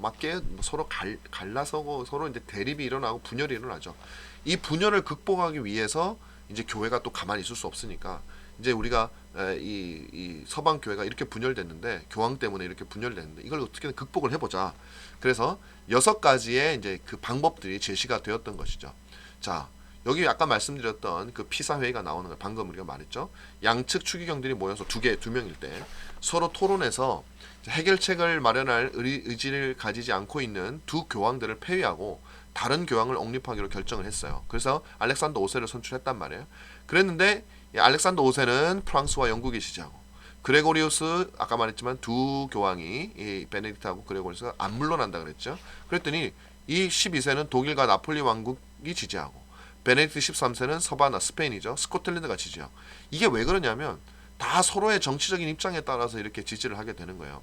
그래서 현 로마 카톨릭은 피사 회의의 정통성을 인정하지 않기 때문에 알렉산더 5세는 반립 교황이라고 해가지고 진짜 어떤 뭐라 그럴까 진짜 교황 계보에는 안 넣어요. 그러나 이 당시로는 교황이었었다라는 거죠. 이제 뭐 그렇게 사람들이 회의에서 인정했기 때문에 3명의 교황이라고 주장하는 사람들이 있었던 거죠. 자, 그렇다면 이 문제를 해결하기 위해서 이들이 채택했던 아주 중요한 방법 중에 하나가 회의주의예요. 회의제, 콘실리아리즘. 이건 뭐냐면 뭐 스캡틱시즘이 아니에요. 우리가 뭔가를 회의하고 막 의심하는 그런 회의주의가 아니라 교회 회의를 통해서 이제 우리가 교회를 이끌어가자. 이 교황을 우리가 언제까지 믿을 수가 없다. 교황은 안 되겠어. 그래서 교회의 가장 큰 권위를 교황이 아니라 저렇게 엉망진창으로 자기들끼리 싸우는 저 교황이 아니라 교회 고위 성직자들이 모여서 하는 회의를 통해서 모든 권한을 가져가자고 추진을 했었던 것이 바로 회의주의입니다. 이 회의주의는 여러분 교회가 그동안 역사적으로 공의회가 오랜 역사를 가지고 있죠. 그래서 초대교회부터 교회는 크고 작은 교회 문제를 교회 회의를 통해서 해결하려고 시도를 해왔죠. 니케아 회의, 뭐 칼케돈 회의, 콘스탄티노플 다 그게 교회 회의입니다. 그래서 이제 이것을 이 라틴어로 교회 회의라는 것을 라틴어로 하면 콘킬리움이라고 이렇게 하는데 영어로는 카운슬이라고 하며 회의주의를 영어로 하면은 이제 라틴어에서 온 거죠. 컨실리아리즘이라고 이렇게 얘기를 하는 거예요. 그래서 에큐메니칼 교회 회의, 이 로마 카톨릭은 자기네가 이제 유일한 교회라고 보기 때문에 전 세계 보편 교회가 함께 모여 하는 회의인데 자기들끼리 해도 그걸 에큐메니칼 회의라고 그들은 말을 해요. 왜냐하면 다른 교회는 인정하지 않기 때문이죠. 그래서 중세 말기에 교황청의 무능을 보고 이 문제를 교회 회의를 통해서 해결해야 한다는 주장이 바로 이 공회의주의입니다. 회의주의. 그래서 여기 보면 쭉 이제 진정한 의미의 공회가 있어요. 왜 이걸 써놨냐면 그 전까지 이 이후에도 회의가 그 공의회가 많거든요. 에큐메니칼 회의가 소위 말하면. 근데 이거는 로마 교회에서 주장하는 것이지 동서방 교회 혹은 교회 역사 속에서 인정되지 못한 회의가 다 에큐메니칼 회의라는 이름으로 계속 중세에도 많이 엽니다. 근데 여기 보면 초대교회 회의가 여기까지 있죠. 여기까지. 제2차 콘스탄티노플 회의까지도 볼 수 있어요. 그 다음에 이제 이 두 개 정도만 우리가 동방교회, 서방교회가 인정하는 회의라고 볼 수 있고 나머지는 정말 카톨릭이 이미 타락하고 난 다음에 교리적으로나 많은 부분에 타락하고 난 다음에 자기들끼리 했던 것이기 때문에 우리는 그것을 인정하지 않는다. 여기 보면 로마 카톨릭이 주장하는 공의회가 쭉 나오죠. 아까 제가 말씀드렸듯이 그 이후에 뭐 4차 콘스탄티노플 라테란 회의 쭉 나옵니다. 이 모든 것들을 자신들은 다 에큐메니칼 회의라고 해요. 그리고 우주적인 권위를 가지고 있다고 생각합니다. 그럼 우리는 그것을 받아들일 이유가 전혀 없죠. 그렇죠? 그래서 우리는 뭐 이런 회의에 무슨 결정을 하더라도 우리 개신교는 받아들이지도 않고 동방교는 마찬가지입니다. 받아들이지 않아요. 그런 로마 카톨릭이 주장하는 에큐메니칼 회의는 이런 회의가 바로 로마 카톨릭이 주장하는 회의다라는 것이죠. 자, 콘스탄츠 회의가 이제 요 앞에 보면 나오는데요. 여기 서방 교회의 대분열을 종식시켰던 회의다. 아까 말하면 교황이 막 엉망진창으로 난리 뺐던 것들을 종식시켰던 회의다. 그래서 독일 왕 지기스문트의 요청을 받아들여서 교황 요한 23세가 개최를 하게 되고 이 콘스탄츠 회의의 목적은 일치 그리고 교회 개혁 그 다음에 교회 바른 교리 신앙을 정립하는 거. 그래서 요한 23세가 이제 개최를 했는데 축출되고 그레고리우스 12세 자신이 사퇴하고 발리교황 베네딕트 13세 회의 재확정하고 마틴 5세를 선출하게 된 거예요. 그러니까 사실은 그래서 이 회의주의도 결국 성공을 거두지 못합니다. 권위 자체가 인정을 받지 못하거든요. 그래서 어쨌든 이런 식으로 막 이제 정리를 해 나가는 거예요. 네, 성회의 요한 23세는 참 억울하죠. 자기가 개최했는데 자기가 축출당하니까 성회의 교서를 발표를 하게 되죠. 그래서 교회 회의의 권위를 교황의 회의보다 더 높인다. 자, 콘스탄츠 회의 결과 한 명의 교황 선출로 인해서 대무전이 회수가 되죠. 다 이제 뭐 없애버리니까. 그 다음에 회의주의 원칙을 존중해야 된다는 것을 선언하죠. 그 전까지는 교황이 최고였는데 이제 회의가 중요하다라는 것을. 그래서 개혁이 이루어졌죠. 그래서 위클리프 정제 후에 후스를 환영합니다. 이건 신앙의 목적이죠. 위클리프가 이제 이단으로 정제가 되고 후스도 이단으로 정제가 되는데 뭐 이 사람들의 입장에서 볼 때는 신앙의 목적이 달성됐다고 할 수 있겠지만 우리 입장에서 볼 때는 위클리프와 후스는 오히려 더 성경적인 그래서 진정한 개혁인데 이들을 정제를 하게 되면서 자신들이 주장했던 세 가지의 목적은 다 이뤄요. 그러나 그것은 그들의 관점입니다. 자, 바셀 회의라는 회의가 있어서 그래서 중세 말기 교황주의와 회의주의의 마지막 대결이 일어났던 회의가 바셀 회의다. 그래서 콘스탄츠 회의에 미진한 개혁을 가속화하기 위해서 소집했고 아까 그때 선출됐던 마틴 5세가 갑자기 죽었기 때문에 에우게니우스 4세가 진행을 하게 되고 교황주의를 추구하는 교황과 회의주의자들 사이의 대립이 그러니까 마틴 5세나 뭐 이런 사람들은 자기들이 그 앞에 있었던 콘스탄츠 회의 때문에 됐지만 또 되고 나니까 교황 권한을 강화시키고 싶은 거예요. 그래서 회의주의자라고 대립이 됩니다. 교황은 바젤을 떠나서 피렌체에 모여서 회의를 지속하고 회의주의자들은 바젤에서 회의를 하게 됩니다. 두 개로 나눠져서 하게 되죠. 회의의 결과 교황주의자들의 반대로 개혁에는 실패했으나 유럽인들에게 종교개혁의 필요성을 알리고 동기부여. 왜? 회의주의를 했더니 그래서 뽑아놓은 교황도 다시 교황권을 가지고 가려고 하고 회의주의자들은 또 다른 곳에서 모여서 회의하고 나눠지게 되고 결국 분열되기는 마찬가지더라. 그래서 야 천주교에 희망이 있는가? 교회에 희망이 있는가에 대한 불신이 싹트게 만든 거죠. 그래서 종교개혁이라고 하는 새로운 개혁에 유럽 사람들이 올 수 있게 됐던 거죠. 교회가 신뢰를 받고 있었더라면 어떻게 종교개혁이 성공할 수가 있겠습니까? 이게 바로 마지막 그 시기의 모습이었다라는 것입니다. 자, 여러분 이렇게 해서 우리는 오늘 아이고 너무 커졌네. 그 중세 교회사의 마지막 부분을 함께 다루어 보았습니다. 여러분들도 제가 너무 급하게 온 감이 없지 않아 있는데 여러분들한테 뭐 미안하죠. 더 제 마음은 더 자세하게 설명해주고 싶지만 개론 시간이기 때문에 또 그렇게 할 수도 없고 또 너무 간단하게 하자니 또 나름 중요한 것들을 설명하지 않을 수 없고 뭐 여러 가지 좀 어려움이 있었어요. 그래서 지금 생각하면 뭐 많은 정보를 좀 생략하고 좀 더 어떤 뭐 한두 가지 사건을 좀 더 잘 설명할 걸 그랬나 싶은 마음도 들지만 그러나 여러분 제가 전체적인 그림을 쭉 이렇게 훑어줬다 생각을 하시고 한번 보시면 구체적인 내용을 여러분들이 다 암기하라거나 그런 건 아닙니다. 저도 암기를 못해요. 그래서 여러분들이 어떤 이런 식의 회의가 있었고 회의주의가 있었고 그 전에 교황은 이런 식으로 나눠지는 이런 일들이 있었구나. 그런 과정 속에서 왜 그러면 교회는 이런 일들이 있어야 되는 걸까?